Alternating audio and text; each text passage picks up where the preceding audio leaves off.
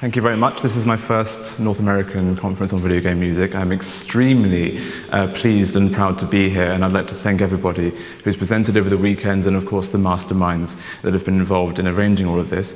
I would like to begin with an example that's going to encapsulate what I'll be talking about today. Giggles already, fantastic.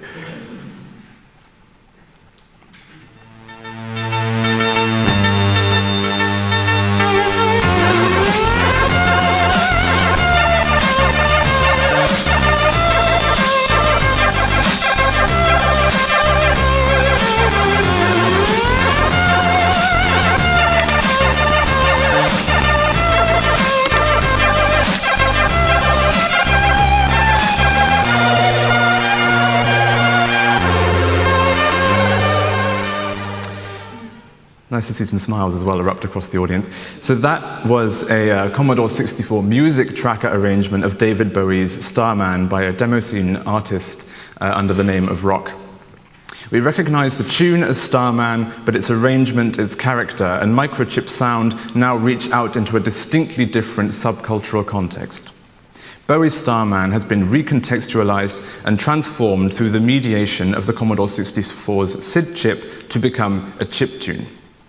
As my paper today will argue, the creativity of chiptune audio culture is broad, heterogeneous, and ever-expanding at the Ludomusical hands of its equally diverse participants. Roger Moseley defines Ludomusical as playful musical processes and gestures, but not strictly in relation to instrumentality. We can apply this concept to chiptune creativity as chiptune composers exercise creative freedom around and beyond the limitations of microsound chip technology. Any single creative chiptune fan can compose a range of material and often branch out into other genre conventions, tropes, and media franchises. There are chiptune subgenres of bit pop and 8-bit reggae, as well as chip sound transformations of television themes and movie soundtracks. As 8-bit Starman demonstrates par excellence, chiptune creativity is not hermetically bound to the rubric of video gaming culture. But what academically fascinates me as a musicologist and a chipster myself is the relationship between this musical intersection of Bowie's interstellar nursery rhyme and the timbral qualities of the Commodore 64 in relation to the identity of the composer. This intertextual creativity is typical of a fan identity, a persona created in commitment for a particular text or object of personal and emotional significance to the participant. In their personalized forms of textual production, fans create new material in the margins of existing texts through poaching elements of existing media. Fan fiction, for example, combines literary elements of multiple media texts as a resource to create new texts. Though these concepts are in relation to media and literary fans, they can also be applied to the intertextual creativity of, such intertextual creativity, there we go, as 8-bit Starman. But what does such creativity reveal about chiptune identity as a fan identity, and how can we theorize chiptune fan identity in relation to its ludomusicality, given that its creativity is so multifaceted, multi-layered, intertextual, and complex? How can we understand such a piece as relating to chiptune fan identity if it includes an explicit connection to David Bowie? And I'm going to answer these questions with the help of Rosi Braidotti's theory of nomadic subjectivity. Oh, no, we don't want, well, we might want that again, but not right now. Chiptune fan identity is not a stable or singular level of experience, but instead an ongoing and fluid gamble of interconnected subjectivities that arises through relationality between musical context, fannish meaning-making, and creativity. This process is not finite and does not have a static end. Chiptune fan identity has to be understood as continually synthesized as a temporary subjectivity through encounters with specific chiptune aesthetics and intertextual and intercultural references in musical interaction. Music, as Simon Frith states, may be integral to producing identity. One may experience I am a goth or I am a punk through music, or in the case of chiptune, I am a chiptune fan or artist, I belong to chiptune audio culture, and the music I listen to is me. That is, through the music we listen to, we produce and intensify a sense of who we are and where we indeed belong. The sense of identity music may engender for the listener, however, is temporary in that it is never fixed. For example, each song on an album potentially affords a different listening subjectivity, a sense of who we are in relation to that song and its attributed meanings.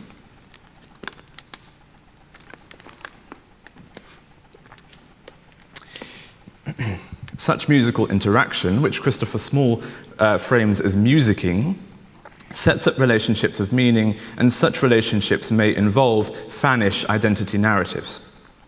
These relationships to identity are immanent until the musical interaction ends. But the challenge is to understand how the intertextual musical creativity of chiptune audio culture fluidly relates to identity without resorting to inadequate and structural identity models pertaining to musical essences and authenticities. As relationships between music and identity are always in flux, changing, comprised of multiple memories and levels of experience, I propose the relationship to be a process of nomadic subjectivity. Now, Rosi Braidotti is a feminist philosopher whose theoretical framework of nomadic subjectivity focuses on identities and subjectivities in ongoing and non-linear flux in relation to interaction, relationality, and desire. The nomadic subject's sense of self is continuously synthesized in relation to affective encounters with other entities. This is not to say that subjectivity is entirely at the mercy of external agencies. Braidotti also understands desire as sustaining subject formation. She claims, "A sense of identity rests not on fixity but on contingency, and what sustains the entire process of becoming subject is the will to know and the desire to speak." Meaning, the nomadic subject can willingly enact a desired synthesis of the self through encounters it deems as contingent to its identity. And I extend this notion with the will to music, proposed by Small as a verb. The will to music is the will to become music fan.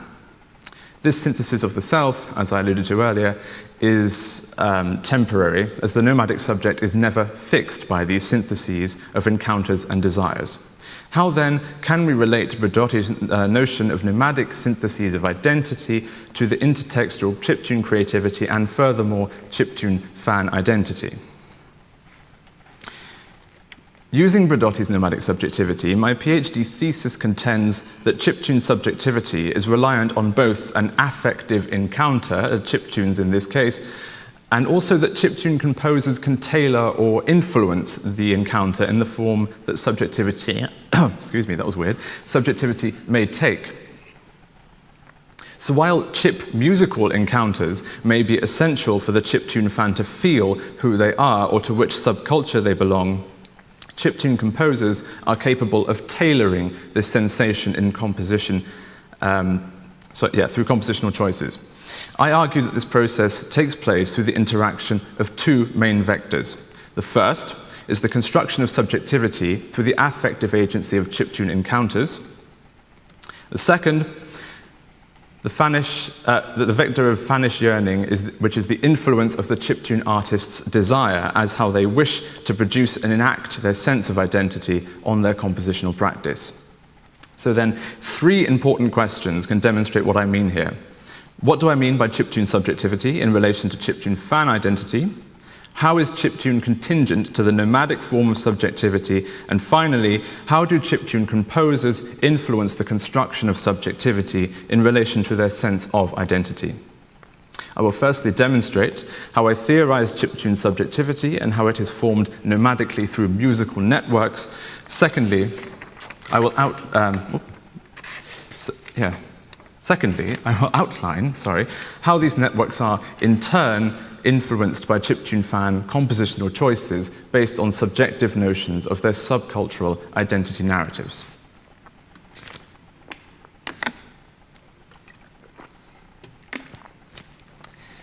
Subjectivity, in Braidotti's understanding, is an ever-changing amalgam of heterogeneous but interconnected levels of experience with other entities and personal desires.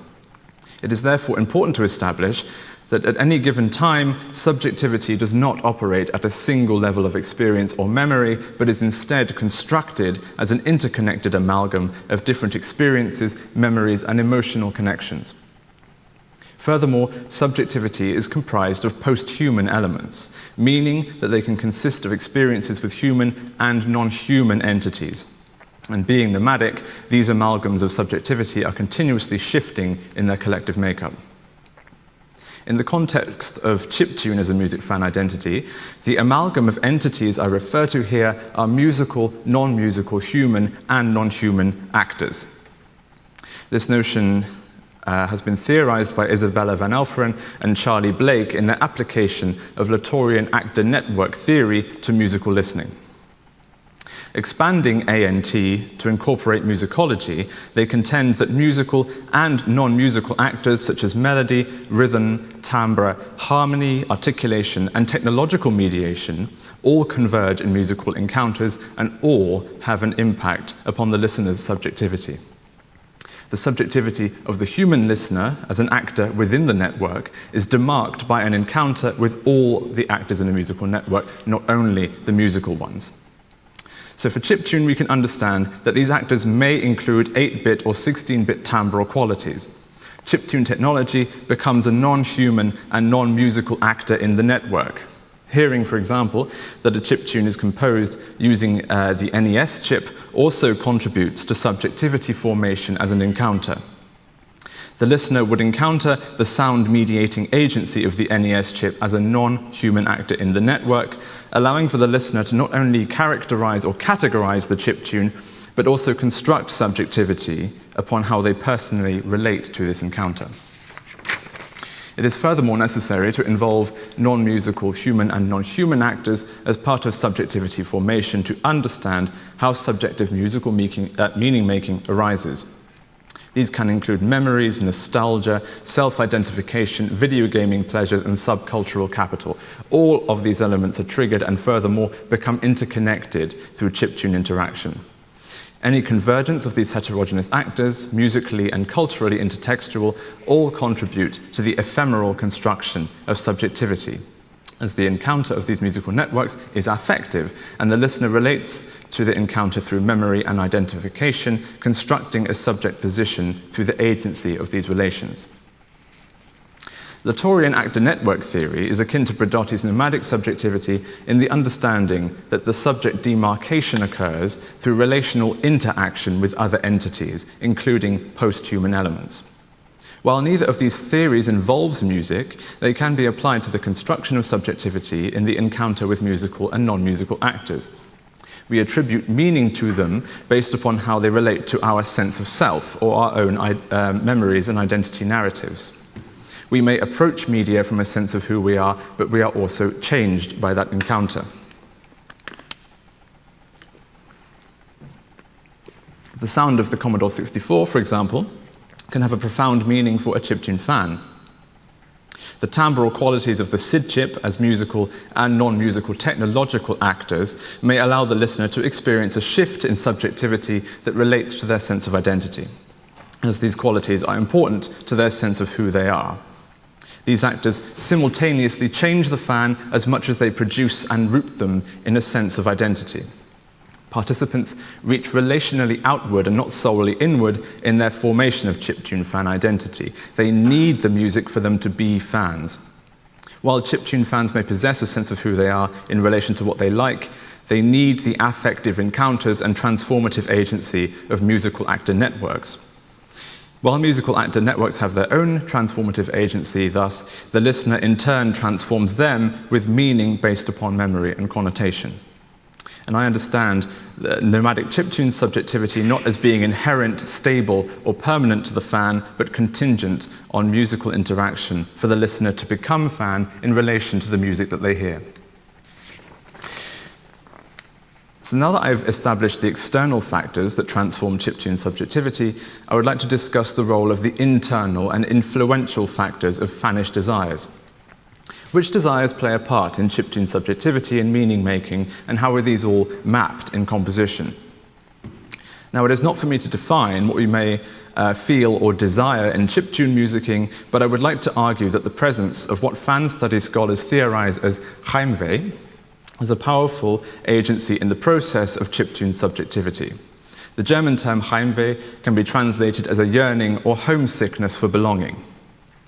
One feels a kind of fannish Heimweh for the fannish Heimat, and the Heimat translated literally as homeland, being a fannish space of belonging and identification, which Cornel Sandvoss describes as an emotional home. But this home does not exist out of subjective and emotional attribution. It has to be fannishly appropriated to become a Heimat. Music is a prime candidate for fannish appropriation. Heimweh for the musical Heimat can involve yearning for the comfort or sense of self that music may provide for us. Any piece of music can become what Sandvoss refers to as the text called home, which provides an unstable and liminal sense of both belonging and self through subject-forming encounters. The sense of belonging or self is entirely dependent on the listening fan's self-definition, and it is on the grounds of musical actor networks that fans may assign subcultural and identity narratives of belonging. And belonging here could mean to a subculture a desirable emotional reaction or a sense of "this is me." Whichever the sensation, all are the effect of subjectivity formation. Chiptune composers can influence the musical encounters they interact with, therefore influencing subject formation. Chiptune composition in itself is a synthesis of influences, subcultural and musical, technological and sociological elements we consider to be congruent to our desired sense of self. And all of these influences are part of musical actor networks. The affective agency of Heimweh informs the process of choosing compositional aesthetics, tools, and other references the composer may be a fan of.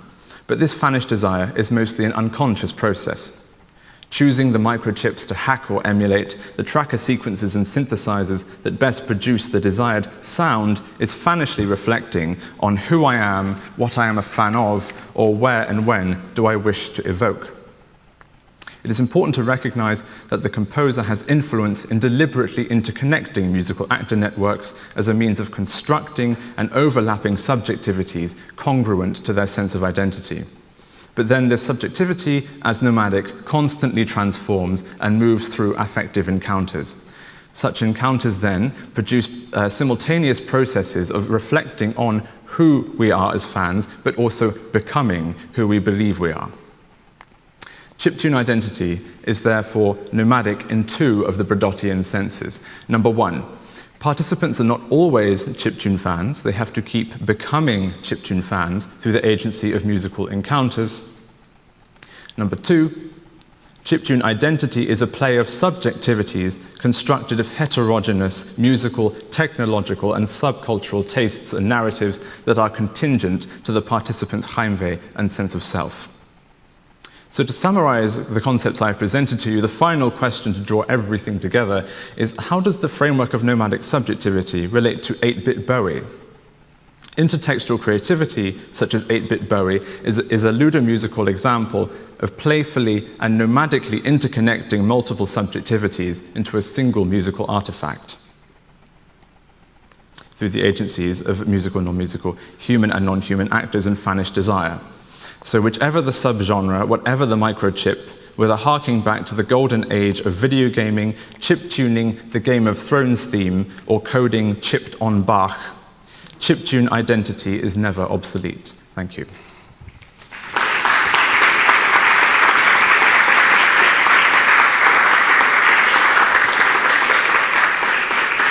Thank you, Judge. We have time for about eight minutes for questions.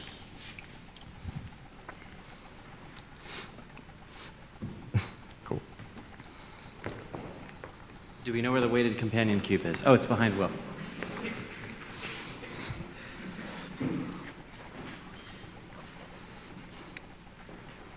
Thanks for this talk. It was really interesting too. My question is regarding the examples you gave, say Game of Thrones or Bowie, were chiptune covers of previously existing songs. How would you say that this the subjectivity is affected by covers of songs that people already know as opposed to newly created, composed songs on chips.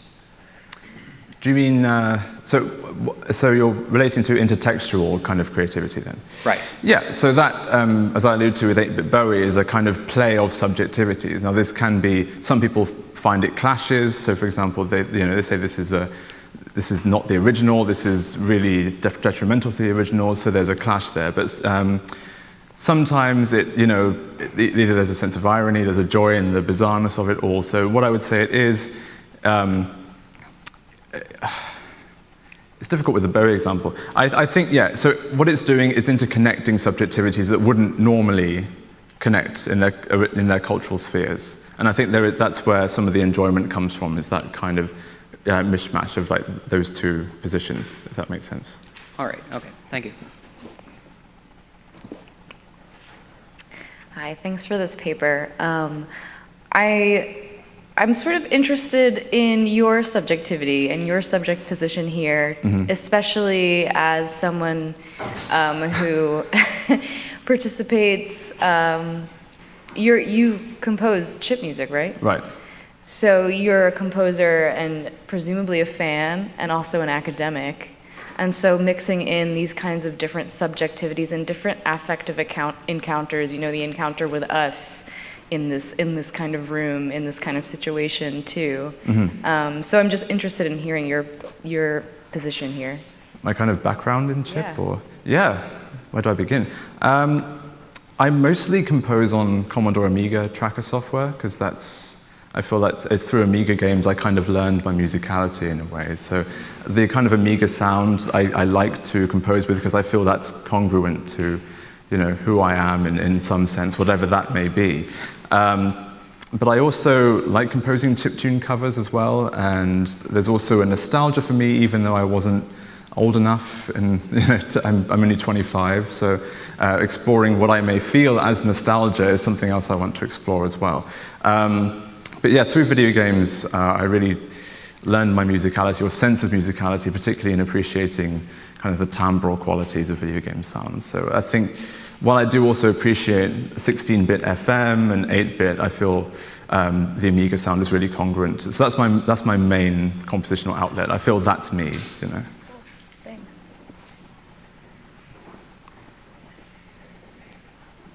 Yeah, hi. Hi. So this is like always been sort of confusing to me. Is there a specific definition of what a chiptune is? Does it have to be? Has that already been covered? Did you cover that? Did I miss it? No, I leave it quite open and broad, and it's an umbrella term, I consider it, because even some fans I've interacted with have said, does the sound, the kind of the bit crushing that the N64 has, they say, what is that chiptune? And some people say, yeah, of course it is. Some people will bitterly disagree with that, but I think it's up to the fan's self-definition, really. It's not for me to categorize. What I mean is, like, I don't know how to explain this, but it just seems like, does it matter, like, what tool you use to create chiptunes? I mean, if you had a sampler and all the samples were just straight up crushed square waves or whatever, I mean, does that count, or is that, like, if you hear an MP3 or you hear some recording and you can't identify how it was done? Like, I mean, you said that guy who did the Bowie thing was in 2016. Yeah. And I'm like, yeah, I have no idea how he created it, but is that important to you? Does he have to do it at a computer? Does he have to do it at an old computer? Does he have to do it with the Amiga? I mean, what's the deal? For me personally, I wouldn't say it matters if you can't tell when listening. It's still part of the chiptune genre. I know there are some people who have varying ideas on authenticity, and again, that's not for me to categorize. It's also not part of my research. But it does vary, but people tend to be quite open to software or emulation, especially because hardware not everyone has access to. So my definition of chiptune is an umbrella term, just to try and catch as much of the fan creativity as possible. Okay, yeah, it seems funny to me.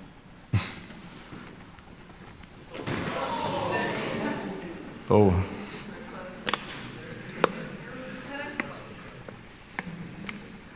All right, howdy. Thank you for this fascinating talk, George. So I was curious to ask for an expansion on this concept of Heimweh specifically to the chiptune community. Now, in answer to a previous question, you expanded on your motivations, I guess your yearnings, the kind of sense of nostalgia from learning your musicality from these early games.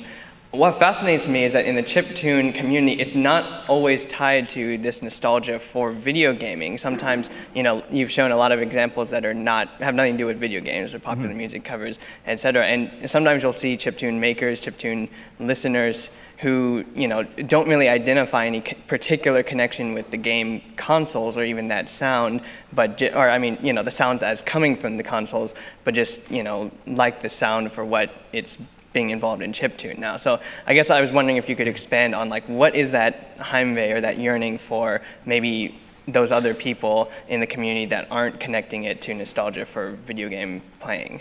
Yeah, of course. So Heimweh in fan studies scholars' text is a yearning for engagement with the text. So a yearning for the pleasure that a text will give them. You can think of this in television shows, right? The desire to, as I said, it's mostly an unconscious process, but the want to engage with media that appeals to a fan identity.